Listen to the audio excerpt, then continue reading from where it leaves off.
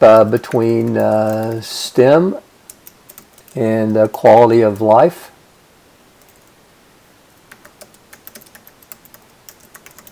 And controlling for baseline quality of life, the assessment that was taken at the beginning of the term.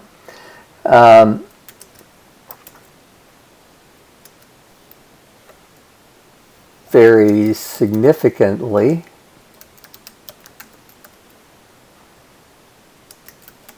across universities. All right, let's get to the important stuff. The regression coefficient for STEM is not significant. So we would report this as 264.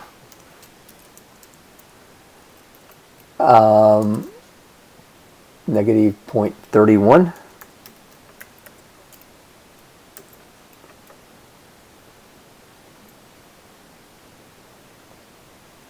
And P is equal to 0.76.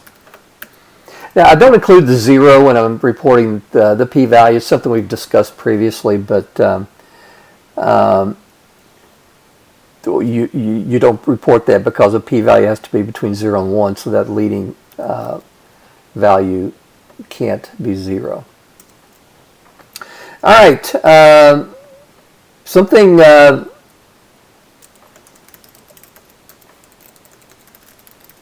coefficient for baseline quality of life is significant.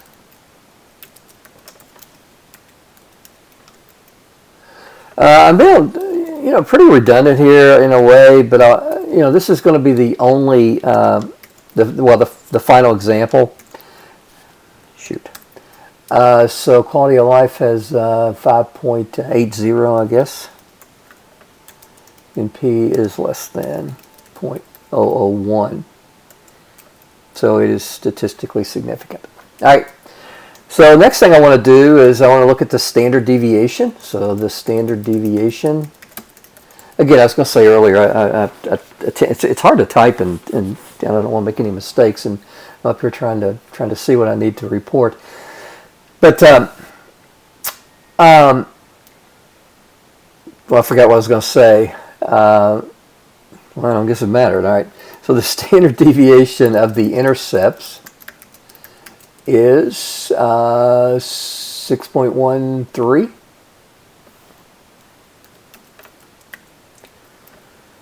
And the standard deviation of the slopes is 6.20.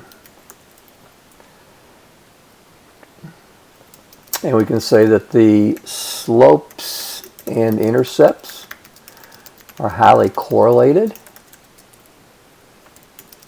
So COR is equal to negative 0.97.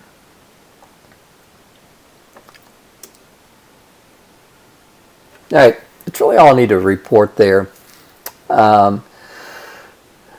Again, kind of taking this to an extreme, but this is going to be the example that I want you guys to go to.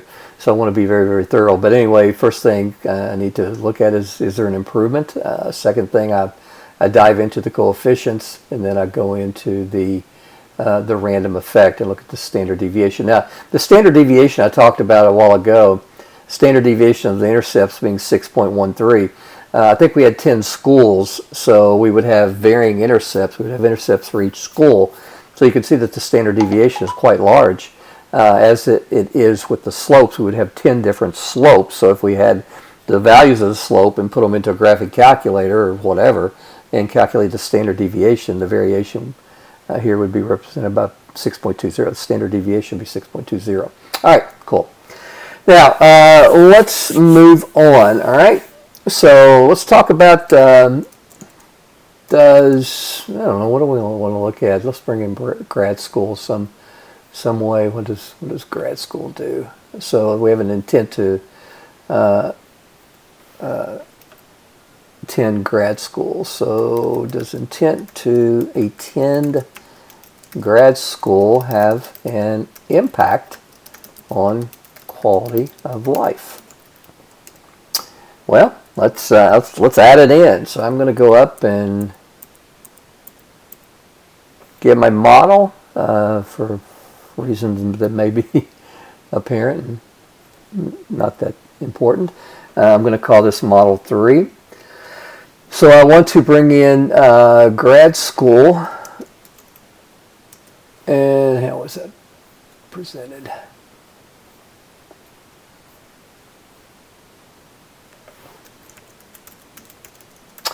As a fixed effect.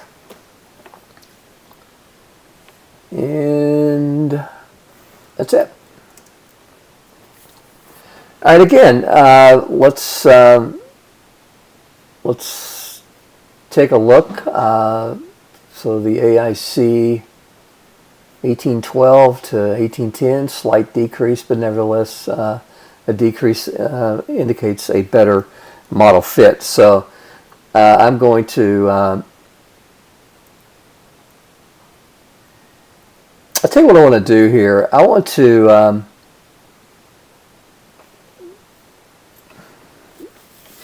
look at of model 2 and model 3. So I can see that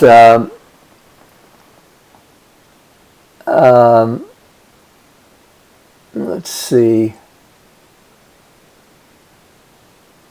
So adding in the interaction, model 2.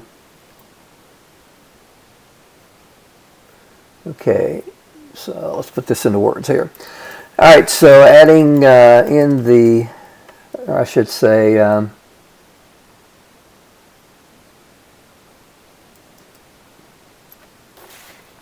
I've lost my train of thought here.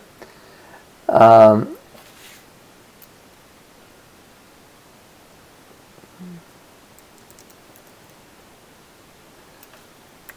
right, so from our original model. All right, guys, I don't want to do that. I just want to compare model 2, model 3. All right, so adding in intent to attend grad school was not statistically significant improvement. So we don't we don't result in a better model. So what I want to do now is I want to switch gears and I want to illustrate something new. So let's examine the model if we add an interaction effect. And what I want to do here is I want to add in STEM across grad school, because it's quite possible, I don't know what's going to happen here, but it's quite possible that we could end up having, maybe some sort of interaction effect, even though the adding the grad school, is that what we did? Yeah, even though adding grad school didn't provide an improved model fit. So let's do that. So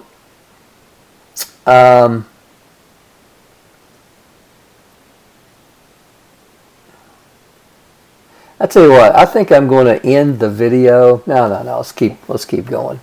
Shoot, why not? All right, so what I will do next is I'll go up. Let's keep going. I don't know how long we're into this video, but let's just call it model 4. And what I want to do here is I want to add in STEM. There's going to be a lot going on in this, but that's okay. Sorry about that. let's do this. This could be kind of interesting.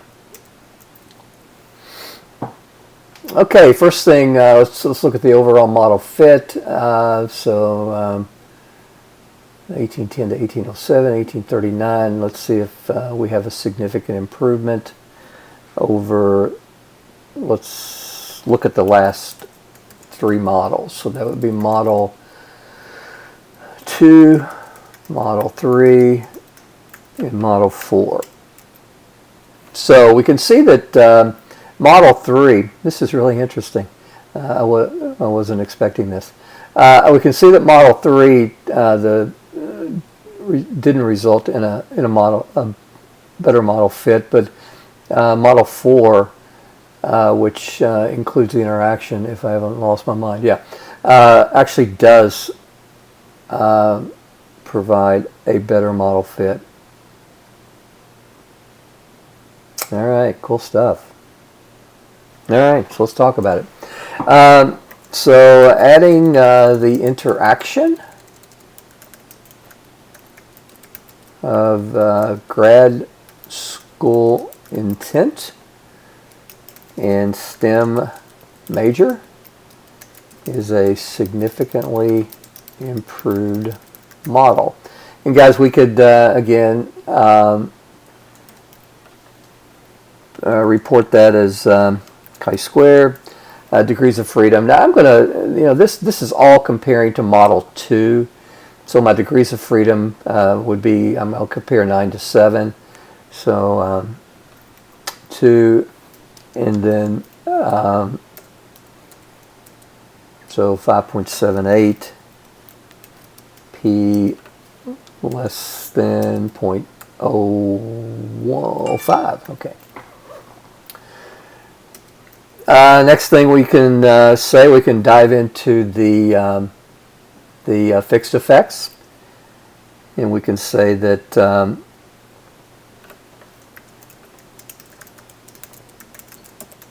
quality of life before, grad school goals, and the grad cross STEM interaction are all significant.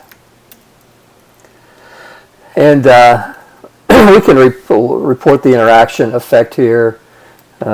Degrees of freedom 262 equals 2.48, and P less than 0.05. Yeah.